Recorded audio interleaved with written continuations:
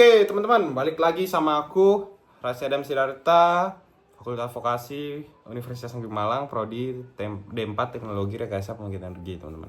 Nah, jadi video ini sama seperti video sebelumnya untuk memenuhi pada untuk memenuhi tugas pada mata kuliah probabilitas dan statistika ya, teman-teman.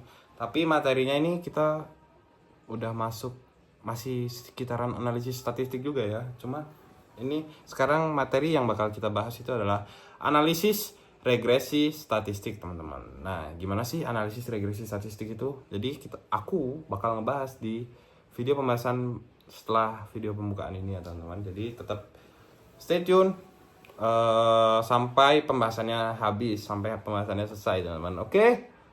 Kita langsung aja ke materinya. Oke, let's go. Oke, teman-teman, sekarang kita udah masuk ke pembahasan materinya ya. Kali ini aku yang seperti udah aku bilang tadi, aku bakal ngebahas analisis regresi statistik, teman-teman. Nah, sebelumnya lihat dulu, perkenalkan, nama aku Rasya Adam Sidarta. Aku dari Prodi Teknologi Rekayasa Pembangkit Energi. Ini dulu ya. Nah, name-nya ini kelas C, teman-teman ya. Fakultas Vokasi Universitas Negeri Malang. Oke, kita lanjut.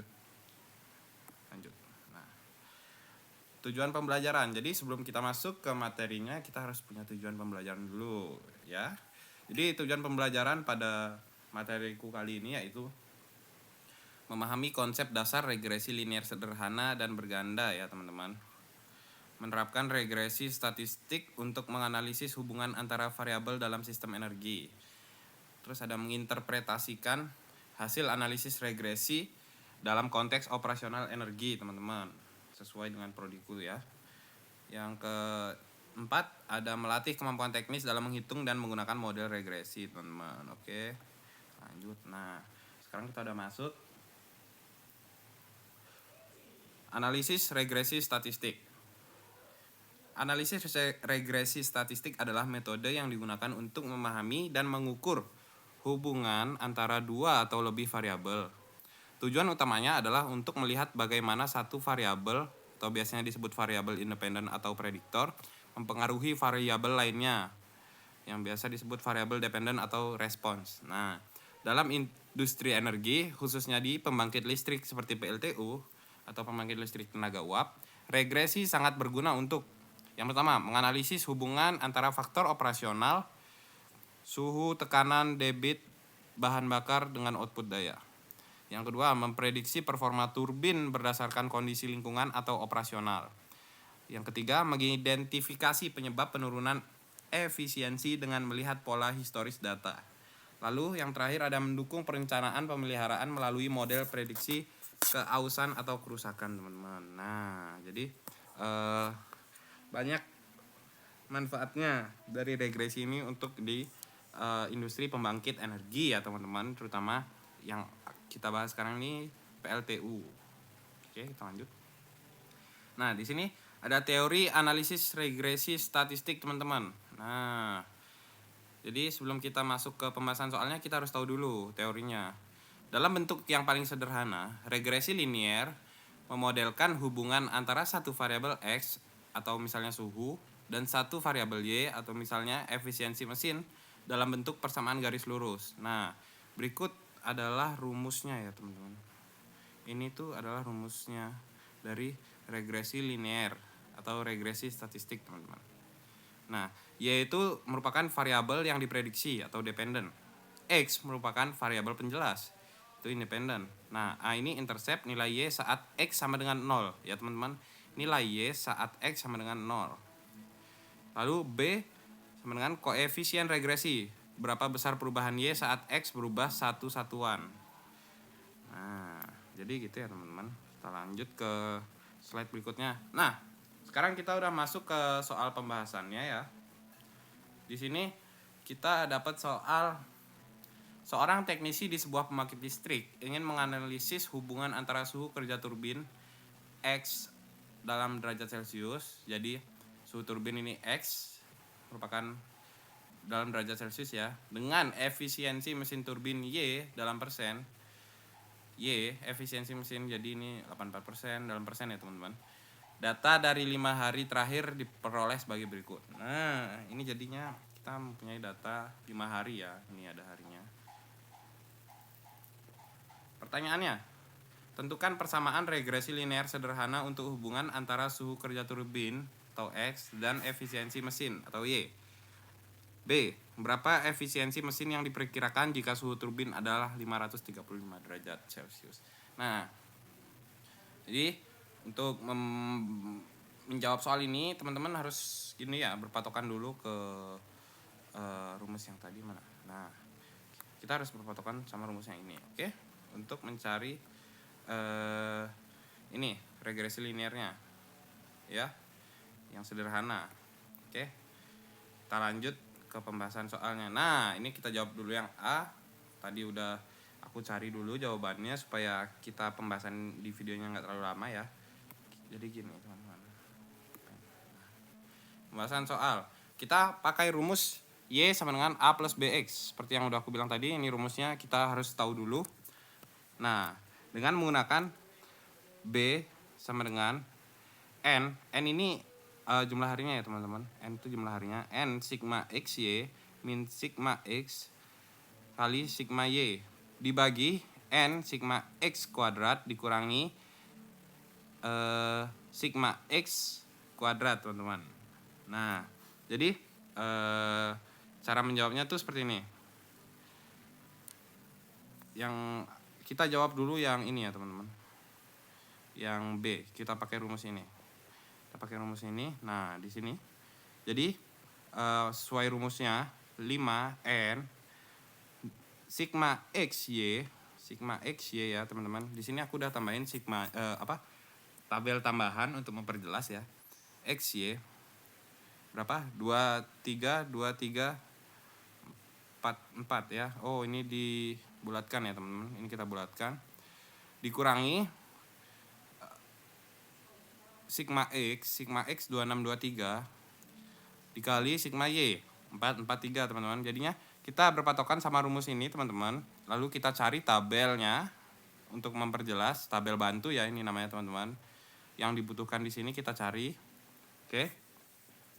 Lalu dibagi 5 N 5 sigma X kuadrat. Nah, sigma X kuadratnya berapa? Nih, sigma X kuadrat lalu dikurangi sigma X kuadrat. Sigma X lagi sigma X ini kuadrat ya. Oke. Jadi bisa kita dapatkan hasilnya yaitu segini teman-teman. Nah, segini lalu dikurangi ini juga dikurangi. Jadi hasilnya yaitu 571 per 4716. Lalu kita sederhanakan menjadi 0,121 teman-teman. Nah, lalu yang A sama, kita masukkan dari tabel ini ya teman-teman. Dari tabel berikut kita masukkan ke rumusnya yang ada. Jadi kita setelah dapat soal yang berupa tabel, tadi tabelnya kan sampai efisiensi saja ya. Sampai efisiensi sini. Jadi kita cari lagi apa yang dibutuhkan dari rumus ini. Dari rumus berikut. Misalnya XY, ini ada XY. Terus yang A masukkan. Nah, kita dapat hasil yang A yaitu 25.124. Jadi kita tuliskan saja langsung. Y, oh ini sudah ada ya. Nah, Y sama dengan 25,124 ditambah 0,121 X. Menurut kita ikuti rumus yang ini teman-teman. Nah, kita tuliskan lagi, jangan lupa X-nya kita tulis, oke? Nah, kita udah dapat yang A ini jawabannya. Jawaban yang A adalah ini, oke? Nah, yang B. Tadi yang B kita soalnya adalah sebentar ya.